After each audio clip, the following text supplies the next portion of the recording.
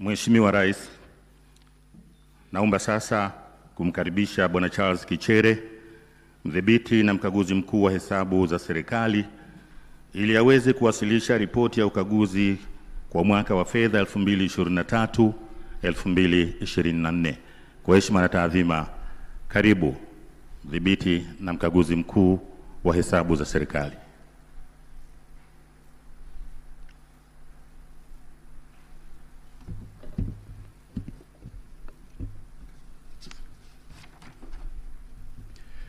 Mheshimiwa Samia Suluhu Hassan, Rais wa Jamhuri ya Muungano wa Tanzania, Mheshimiwa Dr. Philip Isidori Mpango, Makamu wa Rais wa Jamhuri ya Muungano wa Tanzania, Mheshimiwa Kassim Majaliwa Mbunge, Waziri Mkuu wa Jamhuri ya Muungano wa Tanzania, Mheshimiwa Daktari Tulia Ackson Mwansasu Mbunge, Spika wa Bunge la Jamhuri ya Muungano wa Tanzania, Mheshimiwa Profesa Ibrahim Juma, Jaji Mkuu wa Tanzania, Mheshimiwa Balozi Daktari Moses Mpogole Kusiluka, Katibu Mkuu Kiongozi, waheshimiwa mawaziri mliopo, Mheshimiwa Hamza Johari, Mwanasheria Mkuu wa Serikali,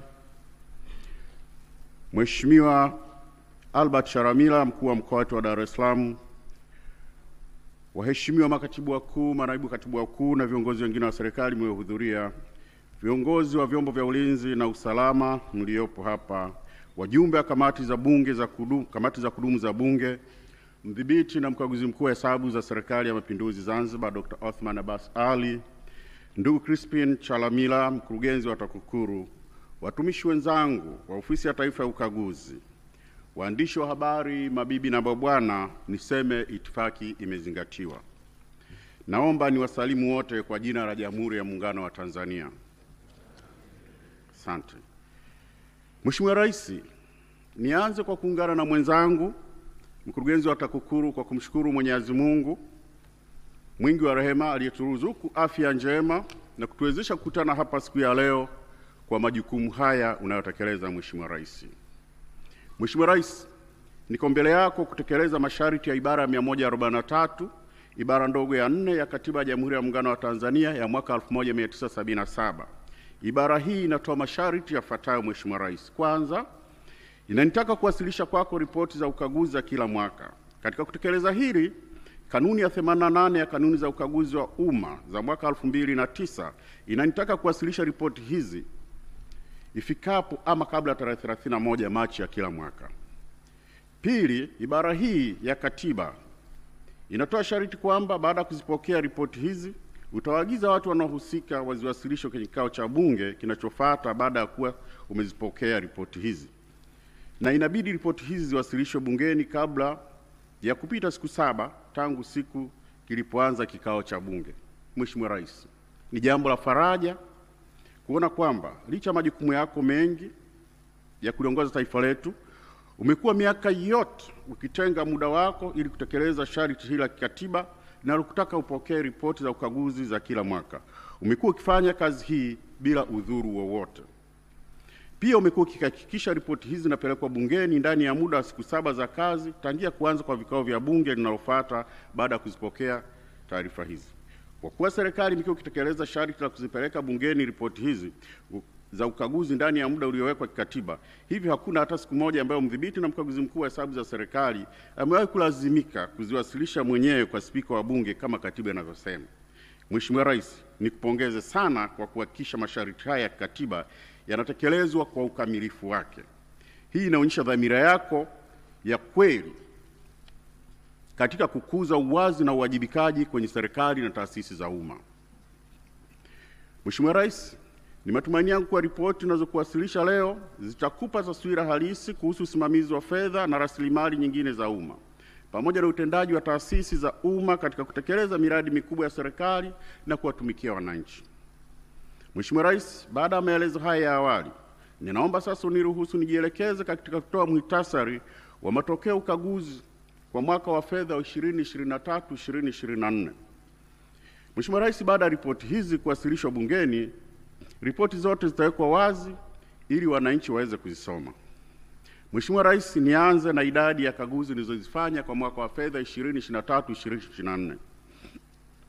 Kwa mwaka wa fedha 2023/2024 nimefanya jumla ya kaguzi 1485 za aina mbalimbali zikihusu kaguzi 1301 za hesabu za fedha, kaguzi 15 za ufanisi, kaguzi maalum na kiuchunguzi 52, kaguzi za mifumo ya tehama 105 ambazo zimefanyika katika taasisi 78 na kaguzi za kiufundi kwa njia real time audit 12. Mheshimiwa Rais, kuhusu kaguzi maalum na kaguzi za kiuchunguzi 52 ambazo nimefanya, kati ya hizo kaguzi 44 zilitokana maombi kutoka kwa wadau mbalimbali na kaguzi 8 ziliibuliwa na ofisi yangu kwa mujibu wa mamlaka niliyopewa kikatiba na kisheria. Maombi ya kaguzi yalitolewa na mamlaka zifuatazo. Kaguzi 30 zilitoka vyombo vya uchunguzi ambavyo TAKUKURU, DCI na DCEA. Kaguzi 9 zilikuwa kutoka Bunge la Jamhuri ya Muungano wa Tanzania. Kaguzi 3 zilitoka Ofisi ya Waziri Mkuu wa Jamhuri ya Muungano wa Tanzania, na kaguzi 2 zilitoka kwa wakuu wa taasisi za serikali. Hadi kufikia sasa, kaguzi 44 zimekwisha kamilika na taarifa zake zimetumwa kwa wahusika waliowasilisha maombi, huku kaguzi 8 zikiwa katika hatua mbalimbali za utekelezaji. Mheshimiwa Rais. Mheshimiwa Rais, mwenendo wa hati za ukaguzi. Katika mwaka wa fedha 2023/2024 nimetoa jumla ya hati 1301, ikiwa ni ongezeko la hati 92 ikilinganishwa na hati 1209 zilizotolewa mwaka wa fedha 2022/2023. Kati ya hati hizo nilizotoa mwaka huu, hati 220 zinahusu tawala za mikoa na mamlaka za serikali za mitaa, hati 218 zinahusu mashirika ya umma, hati 513 zinahusu serikali kuu, na hati 19 zinahusu vyama vya siasa, na hati 332 zinahusu miradi ya maendeleo.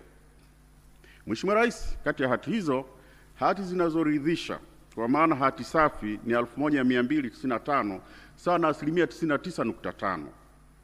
Hati zenye shaka ni 5 sawa na 0.4%. Hati mbaya ni 1 sawa na 0.1%, na hakukuwa na hati ya kushindwa kutoa maoni. Kwa ujumla, hati za ukaguzi wa hesabu zinaonyesha kuwa utayarishaji wa hesabu unaridhisha na unaimarika, na kwa kiasi kikubwa unazingatia taratibu na kanuni za uandaji wa hesabu za kimataifa. Mheshimiwa Rais, taasisi ambazo zilipata hati zenye shaka na hati mbaya ni zifuatazo: Kiwanda cha Dawa KECO, Bodi ya Chai Tanzania, Chuo cha Sukari cha Taifa, Shirika la Posta Tanzania. Hayo ni mashirika ya umma, na miradi ya maendeleo ilikuwa ni halmashauri ya wilaya ya Rumeru, mfuko wa afya wa pamoja, na chama cha siasa cha National Reconstruction Alliance NRA kilipata hati mbaya. Mheshimiwa Rais. Mheshimiwa Rais, niende kwenye hali ya utekelezaji wa mapendekezo ya ukaguzi. Katika ripoti ya ukaguzi wa miaka iliyopita nilitoa mapendekezo kadhaa yaliyokusudia kuimarisha usimamizi wa rasilimali za umma na kuboresha ukusanyaji wa mapato hapa nchini. Mheshimiwa Rais, natambua juhudi kubwa za serikali katika kufanyia kazi mapendekezo ninayoyatoa kwenye ripoti zangu za ukaguzi. Hii ni pamoja na ofisi yako kutoa miongozo mingi juu ya kushughulikia mapendekezo ya ripoti zangu. Katika hili, Mheshimiwa Rais, naomba niruhusu nimpongeze kwa dhati Katibu Mkuu Kiongozi Balozi Dr. Moses Mpogole Kusiluka kwa kuratibu zoezi la kusimamia utekelezaji wa mapendekezo ya ukaguzi kupitia kwa makatibu wakuu ambao ni maafisa masuhuri.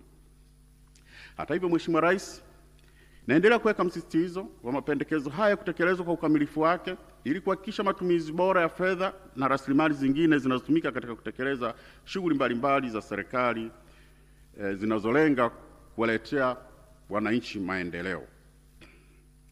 Mheshimiwa Rais, mwenendo wa deni la serikali. Kufikia tarehe 30 Juni 2024, deni la serikali lilifikia shilingi trilioni 97.35. Kiasi hiki kimeongezeka kutoka shilingi trilioni 82.25 kilichokuwa kimeripotiwa katika mwaka wa fedha wa 2022/2023. Hii ni sawa na ongezeko la shilingi trilioni 15.1 ambalo ni sawa na 18.36%. Deni hilo linajumuisha deni la ndani la shilingi trilioni 31.95 na deni la nje la shilingi trilioni 65.40. Mheshimiwa Rais, Tathmini ya uendelevu wa deni la serikali imebaini kuwa deni la taifa bado ni himilivu. Viashiria vikuu vinaonyesha kuwa thamani halisi ya deni la nje ni 23.6% ya pato la taifa, chini ya ukomo wa 40%, na deni la jumla ni 41.1% ya pato la taifa, chini ya ukomo wa 55%. Malipo ya deni kwa mapato ya mauzo ya nje ni 127.5%, chini ya ukomo wa 180%, na malipo ya deni kwa mapato ya serikali ni 14.5%, chini ya ukomo wa 18%. Mheshimiwa Rais, niende kwenye mapato ya kodi. Ukaguzi wa Mamlaka ya Mapato Tanzania umebaini kuwa katika mwaka wa fedha wa 2023/2024 jumla makusanyo yalifikia shilingi trilioni 26.07 ikilinganishwa na shilingi trilioni 22.58 zilizokusanywa katika mwaka wa fedha wa 2022/2023. Hili ni ongezeko la shilingi trilioni 3.49 ambalo ni sawa na ongezeko la 15.46. Licha ongezeko hili, Mheshimiwa Rais, makusanyo haya yalikuwa chini kwa shilingi bilioni 659.61 sana 2.5% ya makadirio ya shilingi trilioni 26.725. Makusanyo ya kodi, Mheshimiwa Rais, yalichangia 56% ya mapato yote ya serikali. Niwapongeze TRA kwa juhudi zao za kukusanya mapato na kukaribia kufikia malengo ambayo yamekuwa kiwekewa na serikali. Mheshimiwa Rais, katika mapato ya mamlaka ya serikali za mitaa, mamlaka za serikali za mitaa zimekusanya jumla ya shilingi trilioni 1.23 ambayo ni zaidi ya makisio ya shilingi trilioni 1.14. Halmashauri 110 zilivuka malengo yao ya makusanyo huku halmashauri 72 zikishindwa kufikia malengo.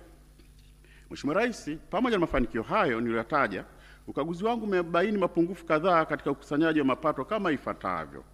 Kwanza, kesi za kodi zinazosubiri maamuzi za shilingi trilioni 9.83.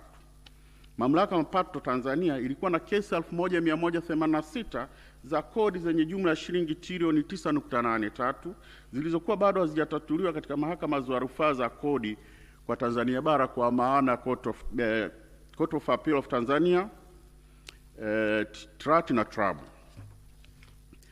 Mheshimiwa Rais, kwa upande wa serikali za mitaa, mamlaka 14 za mamlaka ya serikali za mitaa zilitarajiwa kukusanya shilingi bilioni 45.61 kupitia mawakala wa mapato, lakini zilikusanya shilingi bilioni 19.49 zikiwa ni upungufu wa shilingi bilioni 26.12. Upungufu mkubwa zaidi ulionekana katika halmashauri 6 zifuatazo. Halmashauri ya Jiji la Dar es Salaam ilipanga kukusanya kutoka kwa mawakala kiasi cha shilingi bilioni 15, lakini ilikusanya bilioni 3.4. Halmashauri ya Manispaa ya Kinondoni ilipanga kukusanya bilioni 10.25, lakini ilikusanya bilioni 5.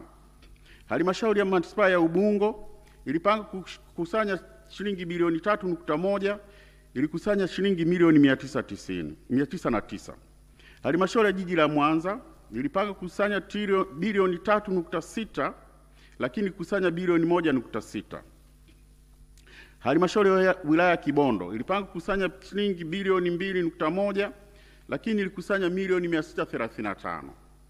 Na halmashauri ya Wilaya ya Babati ilipanga kukusanya shilingi bilioni 2.5, lakini ilikusanya bilioni 1.47.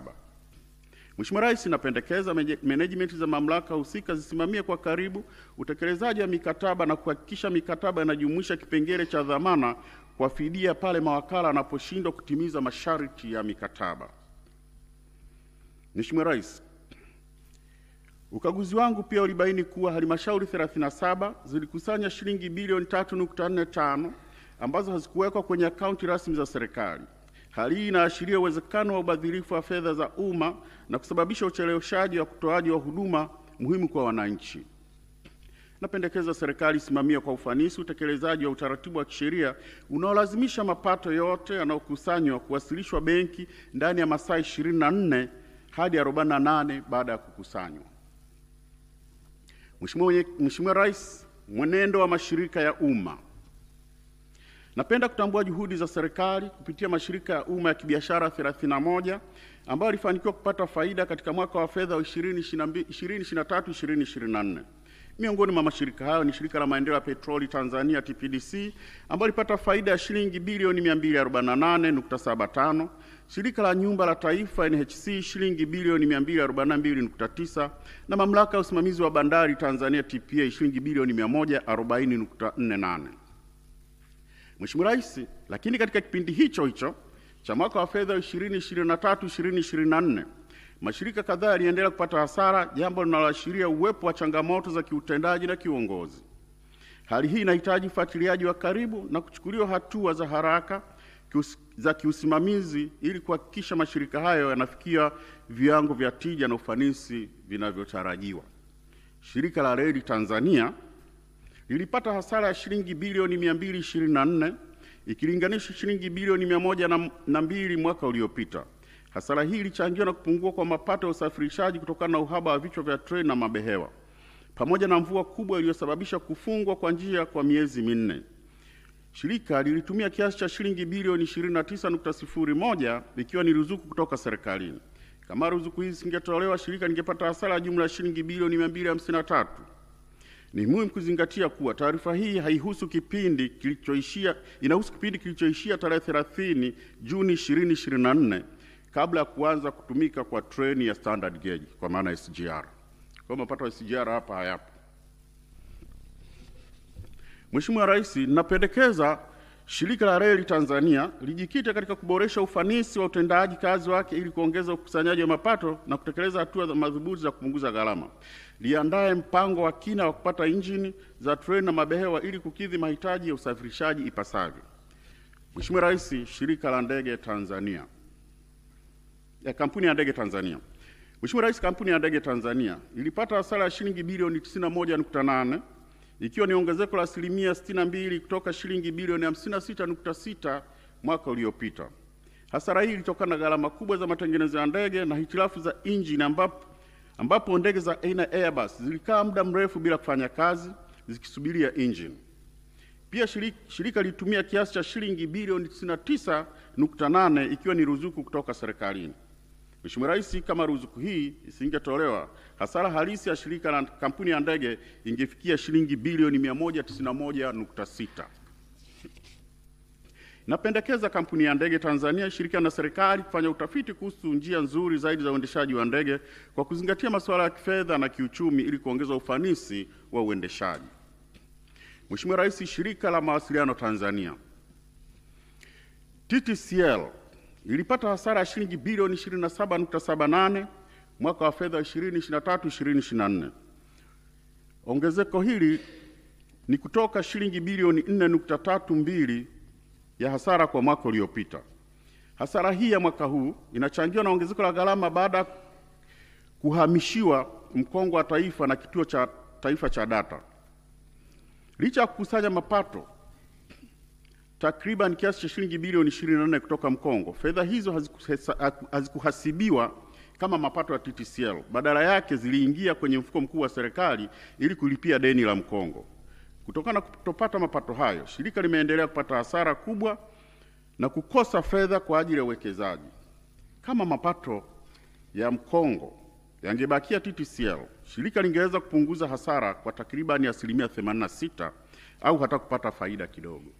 Mheshimiwa Rais, napendekeza deni la mkongo wa taifa lilipwe na hazina kama ilivyo kwa madeni mengine ya taifa, na mapato yanayopatikana kupitia mkongo huo yaachwe yakusanywa na TTCL ili kuwezesha shirika kujiendesha kwa ufanisi. Shirika la Posta TPC. Shirika lipata hasara ya shilingi bilioni 23.63 ikilinganisha na shilingi bilioni 1.34 mwaka uliopita. Hasara hii ilichangiwa na kushuka kwa mapato kwa asilimia 20 na kuongezeka kwa gharama kwa asilimia 46. Shirika lilitumia kiasi cha shilingi bilioni 3.36 ikiwa ni ruzuku kutoka serikalini. Bila ruzuku hiyo, hasara ya shirika ingefikia shilingi bilioni 26.96. Pendekeza Shirika la Posta la Tanzania lijikite katika kuboresha ufanisi kwa utendaji ili kuongeza ukusanyaji wa mapato na kutekeleza hatua madhubuti za kupunguza gharama. Aidha, Mheshimiwa Rais, serikali ipitie upya mfumo wa utoaji wa ruzuku kwa mashirika ya umma ili kuhakikisha unazingatia tija na matokeo badala ya kuendelea utegemezi wa fedha usio na mabadiliko kiutendaji. Mheshimiwa Rais, mwenendo wa kampuni ya kutengeneza nguzo za zege Tanzania. Kampuni ya kutengeneza nguzo za zege Tanzania, ambayo ni kampuni tanzu ya TANESCO, ilianzishwa kwa lengo la kuzalisha nguzo za zege za umeme, nguzo za zege na kufanya upimaji wa ubora wa bidhaa hizo hapa nchini. Hata hivyo, hadi sasa kampuni hiyo haijatekeleza jukumu hilo la msingi ipasavyo. Hadi kufikia mwaka wa fedha 2023/2024, kampuni ilipokea shilingi bilioni 6 kutoka TANESCO, ambapo shilingi bilioni 4 zilitengwa kwa ajili ya ujenzi wa kiwanda na maabara ya kupima ubora wa nguzo na shilingi bilioni 2 kwa ajili ya gharama za uendeshaji. Licha ya mpango hiyo, fedha nyingi zilitumika kulipa gharama za kawaida na kulipa wazabuni wa nje wanaotengeneza nguzo badala ya kampuni yenyewe kufanya kazi hiyo. Kwa zaidi ya miaka 10 tangu kuanzishwa kwake, kampuni bado haijaanzisha uzalishaji wa nguzo wala kuwa na maabara yake ya ndani, jambo linalofanya endelee kuwa tegemezi kwa huduma kutoka nje. Kwa sasa kampuni hiyo haitekelezi jukumu lake la msingi kama ilivyokusudiwa. Mheshimiwa Rais, kwa kuwa kampuni hii imeshindwa kutekeleza majukumu yake tangia imeanzishwa, napendekeza kampuni hii ivunjwe na shughuli za uhakiki wa ubora ziwe zinafanywa na idara ndani ya TANESCO. Mheshimiwa Rais, uwekezaji usio na tija kwenye kampuni ya East Africa Cables Tanzania Limited. Mnamo mwaka 2005, TANESCO iliweka shilingi milioni 31.8 kwenye kampuni ya East Africa Cables Tanzania Limited, ikimiliki 10% ya hisa. Kwa zaidi ya miaka 17, hakuna gawio lililopatikana na kampuni imekuwa ikipata hasara mfululizo, kwa maana kampuni ya East Africa Cables imekuwa ikideclare loss miaka yote hiyo.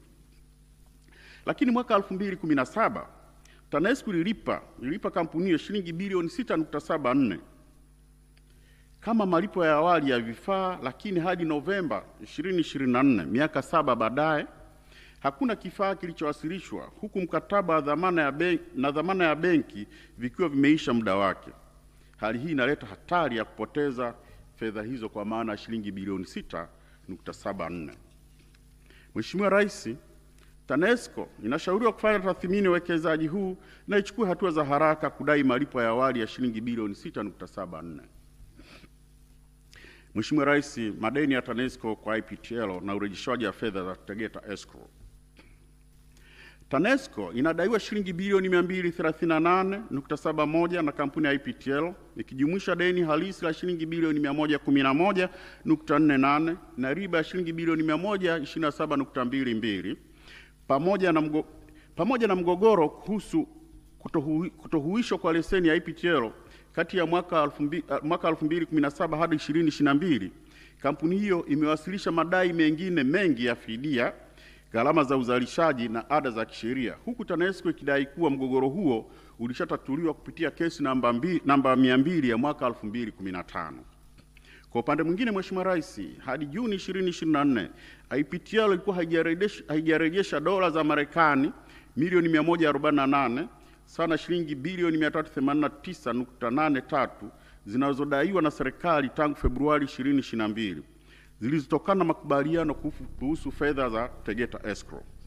Inapendekeza kuwa serikali ifanye tathmini kamili ya madai yote ya madeni yanayohusiana na kampuni ya IPTL ili kubaini uhalali wake, usahihi wake na utekelezaji wa makubaliano ya kisheria.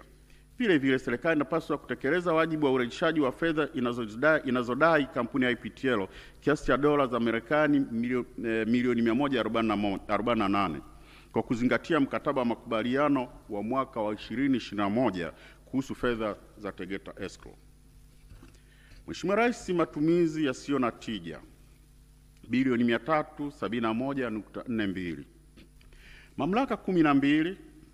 Mashirika 12 kati ya 217 yaliyokaguliwa yalibainika kutumia rasilimali fedha kwa matumizi yasiyoleta thamani kwa taasisi. Matumizi haya yalitokana na riba na faini za ucheleweshaji wa kulipa kodi, michango ya pensheni na makato ya kisheria, ucheleweshaji wa malipo kwa wazabuni na wakandarasi, na malipo ya mashirika kwa watumishi walisimamishwa kazi kwa muda mrefu bila kibali cha Katibu Mkuu Utumishi. Malipo yasiyo halali shilingi bilioni 6.75. Mheshimiwa Rais, mashirika 10 yalifanya malipo kinyume na taratibu ikiwa ni pamoja na malipo kwa watumishi waliostaafu na kuondoka kazini, posho na mishahara kwa watumishi waliokaimu bila kibali na malipo kwa kandarasi zaidi ya kazi halisi iliyofanyika. Mheshimiwa Rais, hivyo napendekeza kwa serikali iongeze udhibiti wa fedha na malipo ili kuhakikisha malipo yanalingana na thamani ya huduma zilizotolewa na kurejesha fedha zilizotolewa kwa matumizi yasiyostahili. Madeni ya taasisi za umma shilingi trilioni 7.23.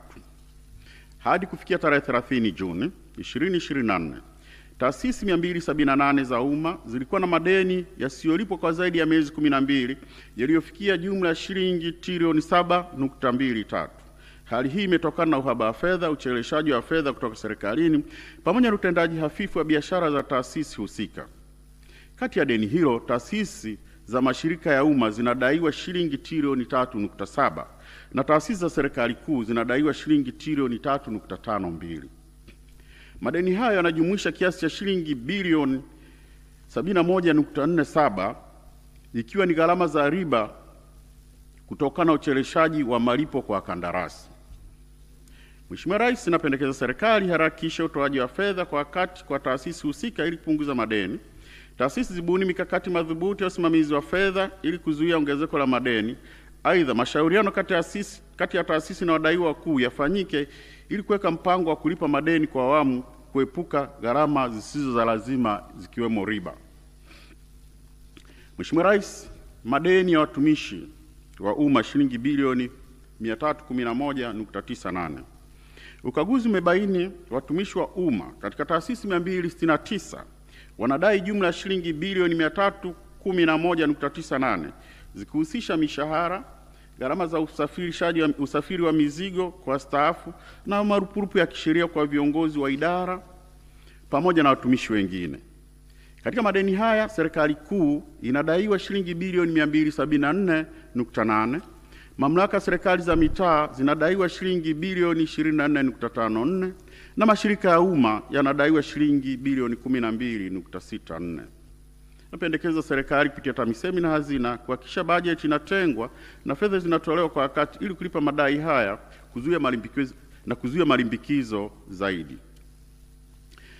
Utendaji wa benki za serikali. Mheshimiwa Rais, kwa mwaka wa fedha uliishia tarehe 31 Disemba 2024, benki zote 4 za serikali zilipata faida. Hata hivyo, licha ya mafanikio haya, benki hizi bado zinakabiliwa na changamoto mbalimbali za kiutendaji kama ifuatavyo: upungufu wa mitaji benki ya rasilimali. Benki ya maendeleo ya TIB. Benki ya maendeleo ya TIB haijakidhi matakwa ya kisheria ya kuwa na mtaji wa angalau shilingi bilioni 200. Hadi kufikia Disemba 2024, benki ilikuwa na mtaji wa shilingi bilioni 87 tu, ikiwa ni pungufu kwa shilingi bilioni 113. Zaidi ya hayo, benki hiyo inadai shilingi bilioni 37 kutoka kwa msajili wa hazina tangu mwaka 2019, kiasi ambacho hakijalipwa hadi kufikia Machi 2025. Aidha, benki ilikuwa na madeni yaliyoiva ya shilingi bilioni 183 dhidi ya mali halisi, pungufu kwa shilingi bilioni 2.84.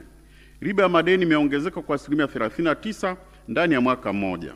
Hali hii ni hatarishi na ikiendelea inaweza kusababisha benki kupoteza sifa ya kisheria ya kujiendesha na kuhitaji usimamizi maalum kutoka Benki Kuu. Hasara endelevu na mtaji hasi kampuni ya TIB Rasilimali. Kampuni tanzu ya TIB, yaani TIB Rasilimali, imekuwa ikipata hasara kwa zaidi ya miaka 5 mfululizo. Mwaka wa 2024 ilipata hasara ya shilingi milioni 540 na kufikisha jumla hasara ya shilingi bilioni 3.63 kufikia Disemba 2024. Kampuni ilikuwa na mtaji hasi wa shilingi bilioni 1.25 ambapo madeni yalizidi mali zote. Hali hii inaonyesha kuwa kampuni ipo kwenye hatari ya kufilisika na kushindwa kabisa kujiendesha. Sababu kuu ni ukosefu wa mtaji na mabadiliko yasiyo na tija ya aina ya uwekezaji. Mheshimiwa Rais, usimamizi duni wa mikopo na dhamana katika benki za TIB na TCB. Ukaguzi umebaini kuwa benki hizi mbili zimekumbwa na mapungufu ya usimamizi wa mikopo. Katika benki ya maendeleo ya TIB, mikopo ya shilingi bilioni 209 ilitolewa kwa dhamana zenye thamani ya shilingi bilioni 52 pekee, tofauti ya shilingi bilioni 157. Aidha, mikopo ya shilingi bilioni 20 haikuwa na bima. Benki ya Biashara haikuwa na ripoti za uthamini wa mikopo 31 kati ya sampuli ya mikopo 51 yenye thamani ya shilingi bilioni 24.93. Vile vile, mikopo 13 yenye dhamana ya shilingi bilioni 47.14 haikuhakikiwa ipasavyo ili kuthibitisha uwepo wa uhalali wa dhamana hizo. Mapungufu haya yanaongeza hatari ya mikopo chechefu na kuathiri uendelevu wa benki hizi. Napendekeza kuwa serikali kwa kushirikiana na wadau husika itengeneze mwongozo wa kimkakati wa kuboresha uimara wa kifedha na usimamizi wa benki za serikali. Utendaji wa mifuko ya hifadhi ya jamii. Hatari ya kutorejeshwa kwa mkopo wa shilingi bilioni 27.61 uliotolewa kwa halmashauri ya jiji la Dar es Salaam. Mheshimiwa Rais, mwaka 2007 mfuko wa taifa wa hifadhi ya jamii kwa sekta binafsi ulitoa mkopo wa shilingi bilioni 15.91 kwa halmashauri ya jiji la Dar es Salaam kwa ajili ya ujenzi wa Machinga Complex. Ilitoa mkopo huo bila kufuata masharti ya mkataba, ikiwemo upatikanaji wa dhamana ya serikali na hati miliki ya ardhi. Hadi kufikia Juni 2024, mkopo na riba imefikia shilingi bilioni 27.61, lakini halmashauri ilikuwa imerejesha shilingi milioni 80 tu tangu mwaka 2009 bila mpango wa ulipaji. Kutokuwepo kwa dhamana, hati miliki na mpango wa ulipaji kunahatarisha urejeshwaji wa mkopo huo kwenye taasisi ya NSSF. Mheshimiwa Rais, uwekezaji wa shilingi bilioni 161.53 usiozalisha faida. PSSSF imewekeza shilingi bilioni 161.53 katika vitega uchumi 8 ambavyo havijazalisha faida kwa kipindi cha miaka 7. Hii inakiuka mwongozo wa Benki Kuu unaotaka kila uwekezaji uzalishe faida inayozidi amana ya serikali. Mfuko wa Taifa wa Bima ya Afya na sekta ya afya. Mafanikio endelevu mfuko wa bima ya afya. Mheshimiwa Rais, uendelevu wa kifedha mfuko wa bima ya afya umeimarika mwaka 2023-2024 baada ya kupata faida ya shilingi bilioni 75.51 ikilinganishwa na hasara ya zaidi ya shilingi bilioni 200 katika miaka miwili iliyotangulia. Hii imetokana na hatua mbalimbali zilizochukuliwa na serikali katika kuimarisha mfuko huu. Mheshimiwa Rais, pamoja na juhudi hizo za serikali, ukaguzi wangu umebaini changamoto kadhaa zinazokabili mfuko kama ifuatavyo: ongezeko la madai ya hospitali yaliyokataliwa na madhara kwa ukwasi. Mfuko ulikataa madai ya jumla ya shilingi bilioni 11.23 kutoka hospitali ya taifa Muhimbili na Muhimbili Mloganzila, sawa na 16% ya madai yote yaliyowasilishwa kutoka hospitali za rufaa, mikoa na ngazi za wilaya. Madai haya yalikataliwa kutokana na makosa ya bei, dozi, bidhaa zisizo sahihi na ada zisizotakiwa. Hali hii imeathiri ukwasi wa hospitali hizo kwa kupunguza mapato yaliyotarajiwa. Mheshimiwa Rais, ni vema NHIF na watoa huduma kukaa pamoja na kutatua changamoto hizi kwa sababu zimekuwa zikijirudia. Ucheleweshaji wa malipo na watoa huduma kwa athari ya utoaji wa huduma. Licha ya matakwa ya kisheria kwa madai kwamba madai yalipo ndani ya siku 60, asilimia 55 ya madai 58,937 yaliyofikia shilingi bilioni 416.08 yalicheleweshwa kwa mwaka wa fedha 2023-2024. Ucheleweshaji huu ulitokana na uhaba wa fedha unaochangiwa na ucheleweshaji wa michango ya kila mwezi kwa mfuko. Hali hii huathiri watoa huduma, husababisha changamoto za kifedha na kushuka kwa ubora wa huduma. Mheshimiwa Rais, vifaa vya matibabu vya shilingi bilioni 3.85 havikutumika kwa sababu za kiufundi na miundombinu. Vifaa vya matibabu vyenye thamani ya shilingi bilioni 3.85 katika vituo vya afya 25 havikutumika kutokana na ukosefu wa wataalamu, majengo yasiyokamilika na ukosefu wa mafunzo na ukosefu wa vitendanishi. Vifaa 65 katika hospitali 6 ikiwemo mashine ya X-ray havijatumika kwa zaidi ya miaka miwili kwa sababu ya miundombinu isiyokamilika. Kutotumika kwa vifaa hivi kunasababisha hasara kwa serikali na kuchakaa kwa rasilimali kabla ya kutumika. Napendekeza Wizara ya Afya na mamlaka za serikali za mitaa zitatue changamoto zilizopo na kuviingiza vifaa hivi kwenye mpango wa matumizi ili kuhakikisha vinatoa huduma iliyokusudiwa. Mheshimiwa Rais, upande huu wa sekta ya afya pia nimebaini kuwa dawa na vifaa tiba vyenye thamani ya shilingi bilioni 12.44 vimeharibika kutokana na ucheleweshaji wa matumizi na kutotekelezwa kwa utaratibu kutotekelezwa kwa taratibu za kisheria za uondoaji wa dawa zilizokwisha muda wake, yaani muda wa matumizi katika serikali kuu, mashirika ya umma na mamlaka ya serikali za mitaa. Sababu kubwa za hali hii ni utaratibu mrefu wa kupata kibali cha kisheria cha kuondoa dawa zilizokwisha muda wake, ununuzi wa dawa kwa wingi bila kufanya tathmini ya mahitaji halisi, na kutofuata taratibu za upangaji wa dawa utoaji wa dawa kwa mtindo wa first in first out, kwa maana FIFO. Hii inaongeza gharama za kuhifadhi dawa zilizopitwa na wakati na hatari kwa usalama wa watumiaji. Mheshimiwa Rais, napendekeza serikali kupitia Wizara ya Afya iharakishe mchakato wa kuondoa dawa zilizokwisha muda wake kwa mujibu wa sheria na miongozo. Mheshimiwa Rais, miradi ya barabara, ujenzi wa barabara. Udhaifu katika uhakiki wa mkataba uliosababisha hasara ya shilingi bilioni 13.72. Mheshimiwa Rais, Wakala wa Barabara Tanzania ilisaini mkataba wenye thamani ya shilingi bilioni 38.36 mnamo Desemba 2022 kwa ajili ya utekelezaji wa mradi wa uboreshaji barabara ya Ibanda Kajunjumele kilomita 22. Mkataba huu uliingiwa baada ya wataalamu wa TANROADS kwenda Uturuki kufanya due diligence na kujiridhisha kwamba mkandarasi alikuwa na uwezo wa kutekeleza kazi hiyo. Hata hivyo, utekelezaji wa mradi ulikumbwa na changamoto na ikabainika kwamba wakati wa kuwasilisha tenda, mkandarasi alikuwa amewasilisha nyaraka za kugushi ikiwemo taarifa za uongo kuhusu miradi aliyowahi kukamilisha.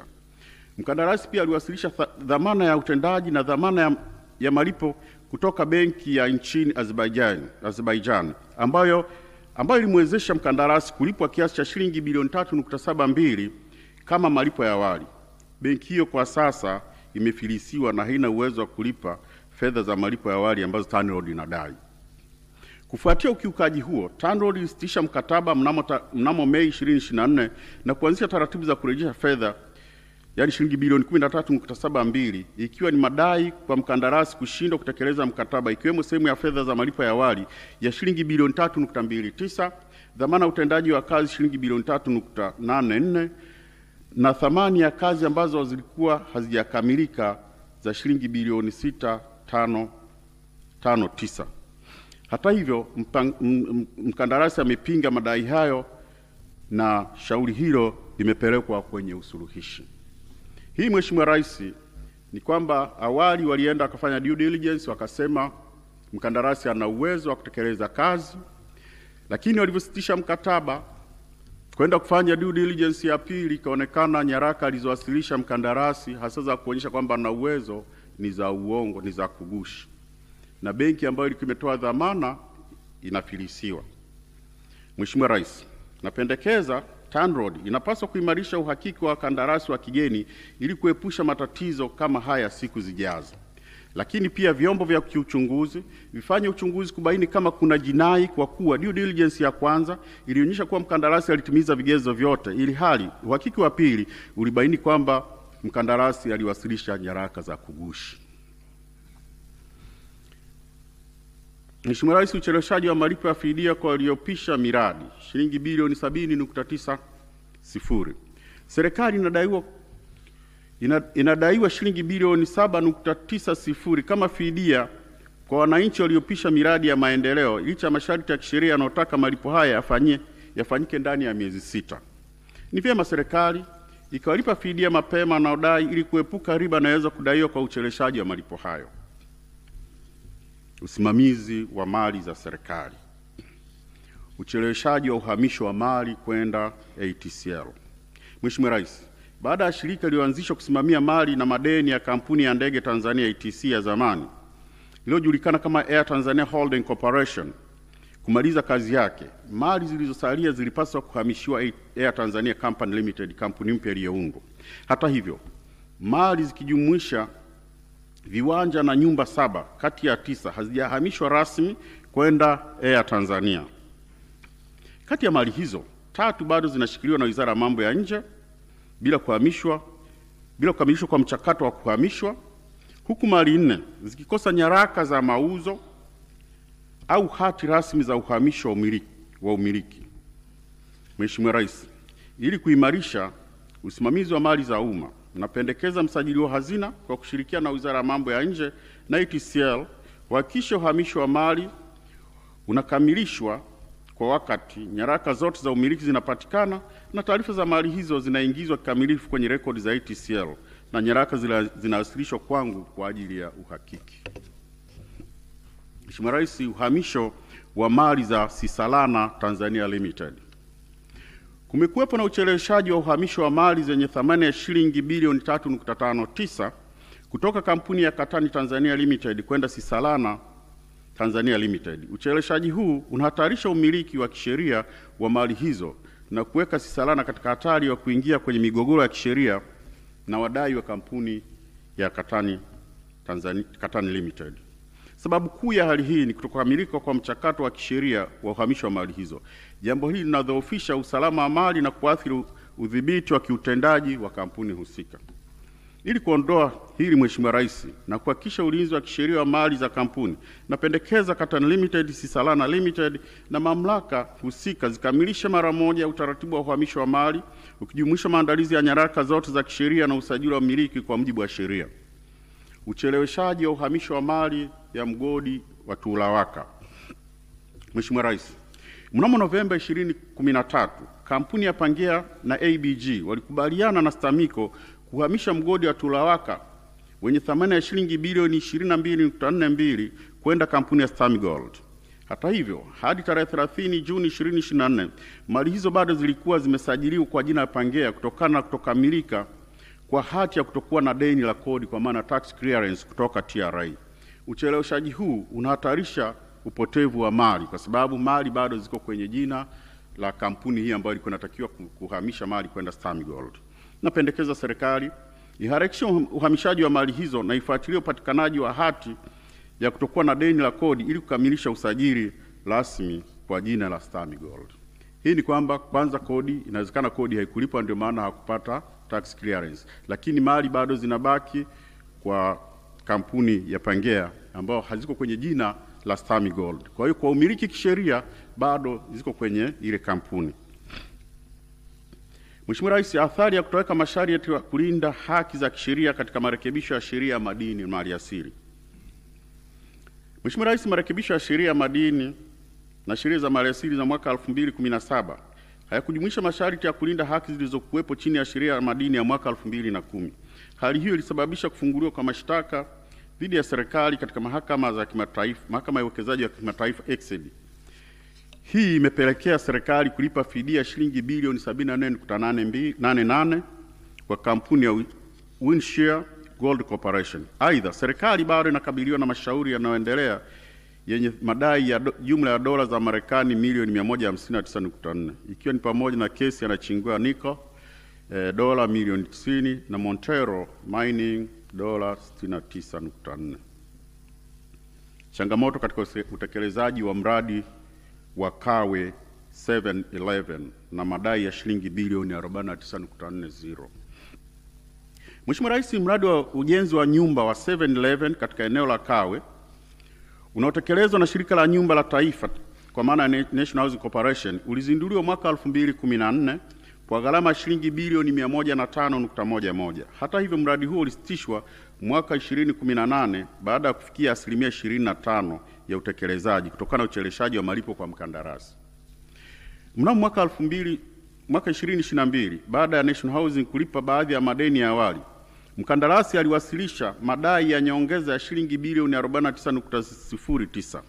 Madai haya yalihusisha gharama za ucheleweshaji, mabadiliko ya kazi na athari za mfumuko wa bei.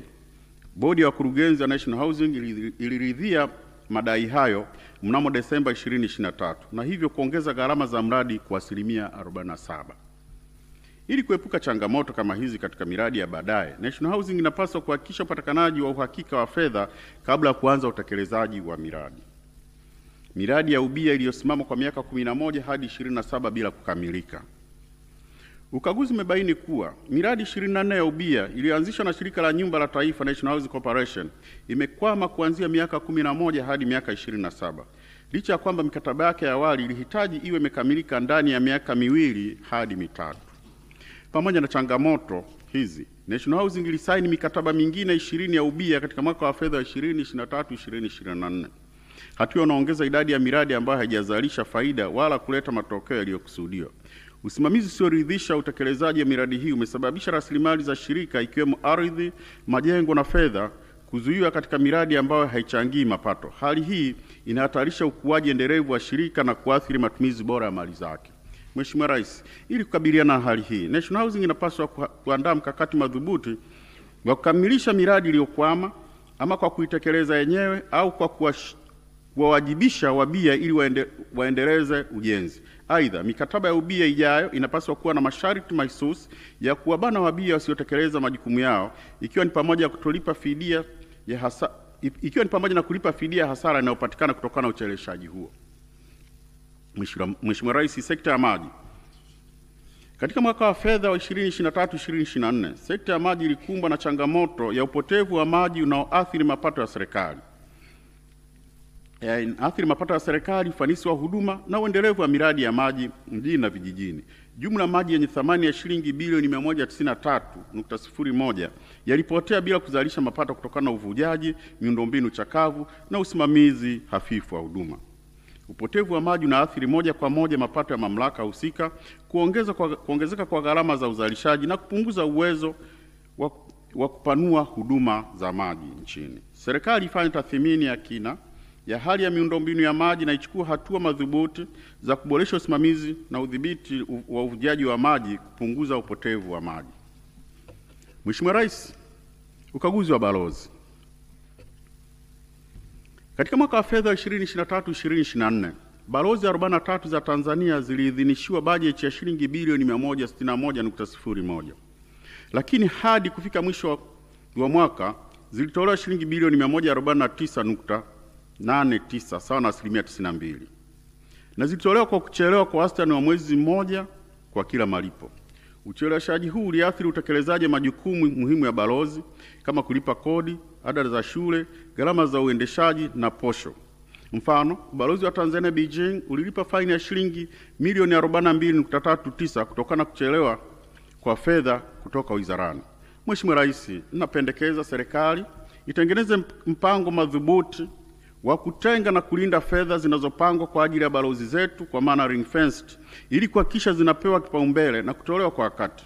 Utoaji wa fedha kwa wakati ni muhimu kwa kudumisha utoaji bora wa huduma za kidiplomasia na kuhifadhi taswira ya nchi yetu kimataifa huko nje. Mheshimiwa Rais, mifuko ya uwezeshaji. Hadi kufikia mwaka wa fedha 2023-2024, serikali ilikuwa na jumla ya mifuko 59 inayosimamiwa na wizara, serikali za mitaa na mamlaka za udhibiti na mashirika ya umma. Ukaguzi umebaini kuwa baadhi ya mifuko hii majukumu yake yanafanana, hali inayosababisha kujirudia kwa kazi, ongezeko la gharama za kiutawala na changamoto katika usimamizi wa fedha. Mifano ya mifuko hiyo ni mfuko wa wanawake na vijana ulioko wizara na ulioko mamlaka ya serikali za mitaa, na kuna mfuko wa maendeleo ya vijana huko ofisi ya Waziri Mkuu. Mheshimiwa Rais, ili kuongeza ufanisi, usimamizi wa fedha na uwajibikaji, napendekeza serikali kwanza kuunganisha mifuko yenye majukumu yanayofanana ili kupunguza gharama za kiutawala na kuongeza ufanisi wa usimamizi wa fedha. Pili, jukumu la uratibu na kusimamia mifuko yote ya uwezeshaji lingefanywa na Baraza la Taifa la Uwezeshaji wa Kiuchumi Wananchi. Mheshimiwa Rais, ukaguzi wa ufanisi. Nimebaini kuwa vivuko 32 vinavyomilikiwa na TEMESA havikukidhi matakwa ya kiusalama majini. Vivuko hivi havikuwa na vyeti vya usalama majini kwa maana seaworthiness certificates, na pia baadhi ya vivuko havikusajiliwa na Shirika la Uwakala wa Meli Tanzania. Kutokana na vyeti vya usalama majini, kutokuwa na vyeti vya usalama majini kuna maanisha kuwa vivuko hivyo havikidhi vigezo vya kiusalama vinavyotakiwa kwa vyombo vya majini ili viweze kusafiri bila matatizo. Mheshimiwa Rais, ufuatiliaji hafifu wa ubora wa dawa za tiba asili. Katika ukaguzi wa ufanisi kuhusu udhibiti wa Tiba Asili na Tiba Mbadala nimebaini kuwa Baraza la Tiba Asili na Mbadala TAHPC halina mfumo endelevu wa ufuatiliaji wa ubora wa dawa za tiba asili. Tangu mwaka 2021 hadi mwaka 2023, ukaguzi wa dawa kwenye soko umefanyika mara 2 pekee, ikiwa mbali na mapendekezo ya mwongozo wa Shirika la Afya Duniani unaosisitiza usimamizi wa mara kwa mara wa dawa za tiba za asili. Kukosekana kwa ufuatiliaji thabiti kumesababisha dawa nyingi kuuzwa bila kufanyiwa upimaji wa ubora na usajili rasmi. Hali hii inaongeza hatari ya afya kwa umma. Waganga wengi hawajasajili dawa zao kutokana na gharama kubwa za usajili na kukosekana kwa uelewa kuhusu mchakato wa kuthibitisha ubora wa dawa zao. Hitimisho. Mheshimiwa Rais, kabla sijahitimisha wasilisho langu, naomba nikushukuru tena kwa kutenga muda wako ili kupokea taarifa hizi. Pia nimshukuru Spika wa Bunge la Jamhuri ya Muungano wa Tanzania kwa ushirikiano wake mkubwa anaotoa kwa Ofisi ya Taifa ya Ukaguzi pamoja na kamati zake zote. Niwashukuru makatibu wakuu na wakuu wote wa taasisi za umma kwa ushirikiano wao wakati wote wa kutekeleza jukumu hili la kikatiba la ukaguzi wa umma. Niwashukuru na kuwapongeza watumishi wa Ofisi ya Taifa ya Ukaguzi kwa kutekeleza majukumu yao kwa weledi na kujituma kwa hali ya juu pamoja na changamoto zetu za kimaslahi ambazo najua Mheshimiwa Rais unazifahamu na kuna ahadi ya kuzishughulikia. Mheshimiwa Rais, mwisho japo sio kwa umuhimu, nipongeza na kuishukuru familia yangu ikiongozwa na mke wangu Melinda kwa kunipa moyo na kunivumilia wakati natekeleza majukumu haya ya kikatiba. Nimpongeze binti yangu Charlene Robi kwa kuwa leo ni siku yake ya kuzaliwa. Mheshimiwa Rais, niwatakie nyote mfungo mwema wa Ramadhani na Kwaresma, lakini pia niwatakie sikukuu njema za Eid na Pasaka. Mheshimiwa Rais, naomba kuwasilisha na kukabidhi ripoti zifuatazo. Kwanza, ripoti ya ukaguzi Serikali Kuu, ripoti ya ukaguzi Ofisi ya Rais TAMISEMI Tawala za Mikoa na Mamlaka za Serikali za Mitaa, ripoti ya ukaguzi wa mashirika ya umma, ripoti ya ukaguzi wa miradi ya maendeleo, ripoti ya ukaguzi wa mifumo ya tehama, ripoti ya ukaguzi wa ufanisi, ripoti ya ufuatiliaji wa maendeleo ya ukaguzi wa ufanisi na ripoti 14 zinazohusu ukaguzi wa ufanisi katika sekta mbalimbali. Mheshimiwa Rais, naomba kuwasilisha. Makofi mengi kwa mdhibiti na mkaguzi mkuu wa serikali, na kwa heshima na taadhima Mheshimiwa Rais, tunakuomba usogee kama tulivyofanya mwanzo. Waheshimiwa viongozi, naomba sisi tukae ili wenzetu wanaorusha matangazo mubashara